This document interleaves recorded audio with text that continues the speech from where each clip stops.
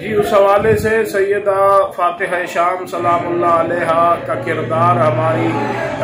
मस्तूरात के लिए और हमारी बच्चियों के लिए सैयदा सकीना बिन्त हुसैन सलामुल्लाह अलैहा का किरदार एक मिसाली किरदार है। और जैसे मैंने कहा कि करबला में ज़िंदगी के हर शोबे से वाबस्ता, हर जो है वो ज़िंदगी के मरहले से वाबस्ता इंसान के लिए एक दर्स है। लिहाजा सैयदा फातिहा शाम सलामुल्लाह अलैहा ने जिस रंग में दरबार यजीद में करबला की हक्कानियत को साबित किया है और अपने बाबा, अपने मौला वाका अमीर अल मोमिनीन की विलायत को साबित किया है और विलायत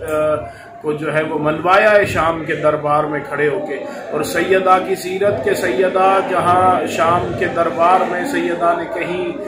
खाने का तकाजा नहीं किया, पानी का तकाजा नहीं किया, लेकिन अपनी चादर का तकाजा करते हुए दुनिया को बताया है कि औरत का बेहतरीन जेवर उसके लिए हया हुआ करता है। लिहाजा सीरत सैयदा फातिमतुज़ ज़हरा सलामुल्लाह अलैहा और सीरत सैयदा फातिहा शाम पे अमल करते हुए एक बाहया औरत ही अज़ादार फातिहा शाम कहलाने की वजह से